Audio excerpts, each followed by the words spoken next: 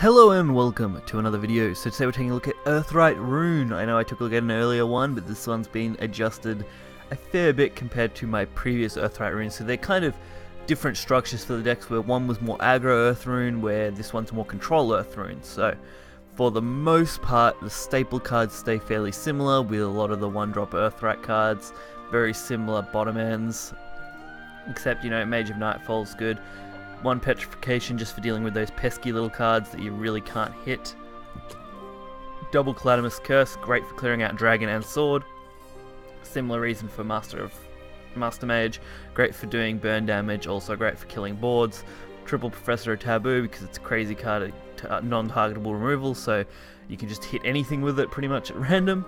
And of course the Wizards, Golems, and this Instructor, which is actually not too bad when you consider it's got for Restore 1 defense, so it's nice against aggro decks, just healing that little bit at a time. So other than that, we'll get right into some video and check it out. So game 1 is against Haven. I've been seeing a fair few more Haven decks floating around. I think that's because they're using them to counter the Dragon and the Sword Bloody Menace that has currently been plaguing the ladder for the last few days. Or nearly week by now, I guess. So starting off a pretty average hand, looking for those early 2-drops, getting the Magic Illusionist against most decks is always good. Being able to have another Amulet is also really good, especially when you do get the 1-drop, which is why I do drop this here when it's not that much of an advantage. Being able to just play it so then I can play Illusionist straight away without any concern of it really being cleared is just that good. The only unfortunate part against Haven is Banish, so that's where Magic Illusionist really isn't as good.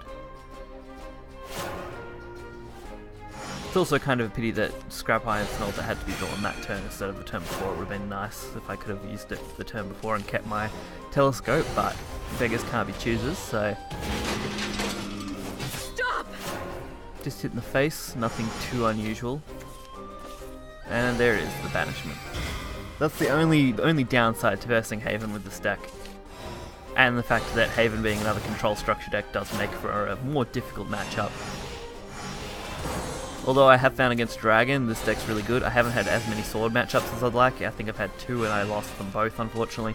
Just due to bad draw. Not having the answers as needed. Usually I'm drawing my top end too early. No! In those cases, but like I said, very small sample size when it came to sword matchups. Look at you. You're hurt. So this was a heal Haven. A little more awkward to deal with than most other Haven decks. I mean, if it was Aegis Haven, this wouldn't have been as bad, but dealing with heals, You're done for. Just a little stressful. What would you do without me? Especially when they've just killed that tiger out of range of a Calamus Curse, which would have been perfect next turn. So now I've kind of got to just sacrifice cards to deal damage. Not everybody.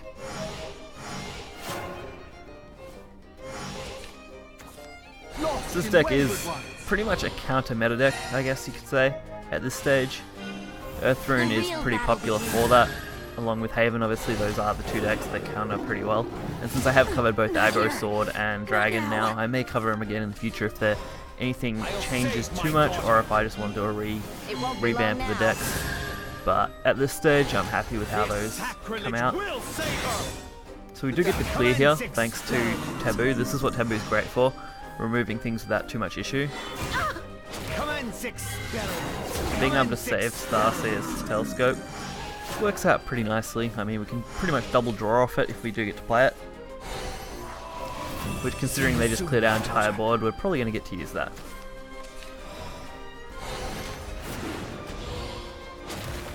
So taking that nice little bit of draw power. Healing just that tiny bit. We're definitely not in the best spot for this matchup. Like I said, Haven matchups are quite difficult with Earth Rune, but they are not impossible. As long as you can remove things, you're usually pretty well off. Beast Call and Tea Time. Tea Time's a little bit of pain, but nothing we can't handle. Are you defying me? Are you defying me? Not the optimal play though either. I mean, having to deal with this Tea Time. At least the Red Hot Ritual does get played finally. It's been a little while since I Got it in my hand. Is mine. And I can begin to mount my assault back at them. Fortunately, Decree. Always Decree. Clearing out your board, not much you can really do against it. You can't play around Decree too much. I mean, normally you want just a couple of cards on board, but what else are we really going to do? Fortunately, Oz basically getting full draw power.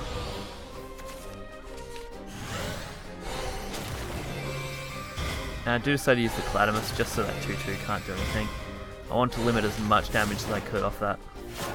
Especially when I got Professor in my hand next turn. The Petrification on the Beast Call is going to be the better play over everything else. Just to stop them from flooding the board and then healing.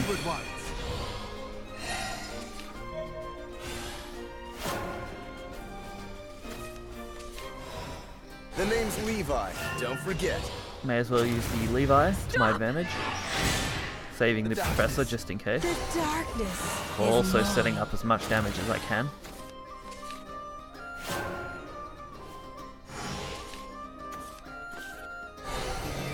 I mean, at this point we're pretty close to lethal.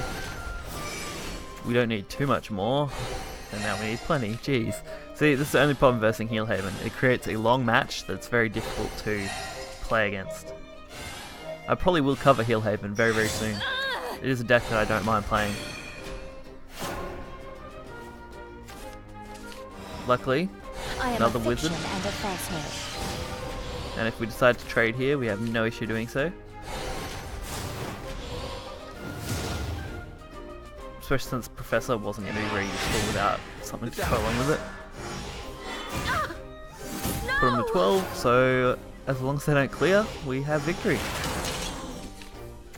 And as long as they don't heal, that would be a whole nother problem. And obviously Halo Golem being the perfect card to deal with that 2-2 and giving us complete lethal. I have lost.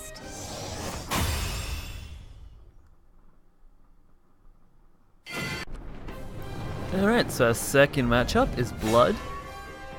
A deck that is very here and there at the moment. Nothing too solid around other than maybe Control Blood, which I have seen picking off a few decks lately. Obviously, if you are a Blood main, I'm sure you'd be playing Blood plenty, but I personally haven't seen as many Bloods as I would like to see, as Blood is one of my favourite classes, and unfortunately I don't quite have the cards to build what I want for Blood at the moment, so no videos for Blood coming out anytime soon unless I do a meme style Blood deck. I just don't have the Karabos and I don't have the Medusian to actually build this practically. Whereas when it comes to Rune and Rune Dragon and that, I have pretty much everything I need. So we get a good start against Blood, honestly. Being able to basically block the board and then just ram face, there's not much Blood can really do to contest this, especially in the early game. Hungering Horde, really no issue. We pretty much get to play whatever we want for free while dealing as much damage as we can to their face. Which is the one thing I do like about this Earth Rune deck. Even though it is control orientated, you can go into basically a burn structure and just ram face as much as you want. Especially since Mage Nightfall is more orientated towards damage than it is towards control. So for example, this turn alone, we're going to be able to drop them to 2 thanks to that Belf. So Vengeance Blood are really not the best thing to play against me, especially since we drew Master, which can guarantee lethal in the next turn as long as they're not healing up. Which, even if they are healing up, is very unlikely to really kill me off. I mean, if they heal and trade, they're going to need to at least double heal. Don't hold the applause. Come gather round. And luckily Rev makes 0 difference to me, so Professor of Taboo, absolutely lethal. The name's Levi. Very quick game, that one. Your strength is formidable.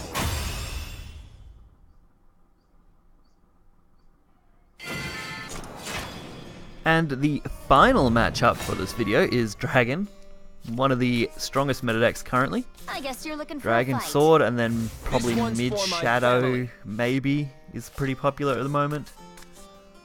Well, at least on the most rankings, it's quite popular. So we start off with a little bit of an okay hand. I mean, double scrap iron is a little awkward, but that Starseer's telescope really makes up for that. I mean, we get to play a scrap, then we can play this telescope, then we can play pretty much whatever we want off the draw. Whether we want to go into another scrap iron, or whether we want to go into something else. Definitely leaves a wide variety of options available to us, especially now that we drew a Dwarven, so we can actually play that as well. Or Magic Illusionist, even better. Can't go wrong with those draws.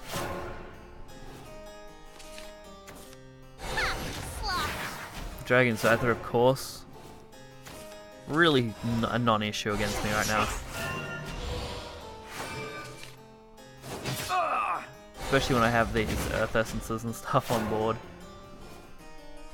Sometimes you get a nice aggro hand and you can just full on take it from them. They're usually the hands that I prefer. Holy magic is sick. So I do decide to take the heal, getting more Earthrights on the board, as many as I can kind of get. Probably should have took the Scrap Iron, which is very tempting, and then maybe Petrification as a thought, but I really wanted to save Petrification until I can use it on something a little better. Be gone. Rahab being a pretty good example of something better. Don't hold the applause. Come gather round. Are you defying me? Fortunately, not many other options other than Petrification. But at least with this we do get some defense. I can then go for another 4 damage thanks to Evolve. And we've got a nice setup for a Professor of Taboo or Wizard of Oz in the next turn, depending on what we want. So we're not too concerned with damage, and they're basically forced to trade as much as they can.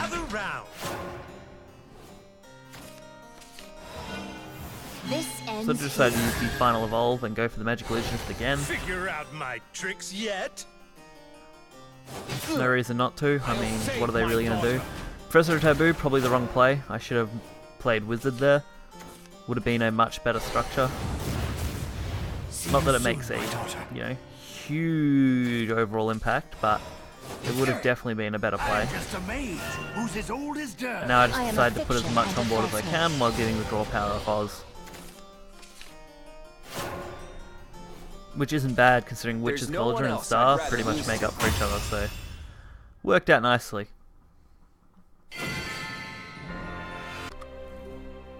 So as you just saw, this deck can perform well in both long game and short games. It does fairly well against the current meta, which is Sword and Dragon primarily. So hopefully you guys enjoyed this video. As always, deck list will be in the description below. If you want any info on this deck, obviously you can just check it out and play it. It's pretty cheap, you don't really use any legendaries, there's no need for them. And you're only running 4 golds with a mixture of numbers, so it's not too expensive at all. So make sure to hit the like button and subscribe, and I'll catch you guys next time. See ya.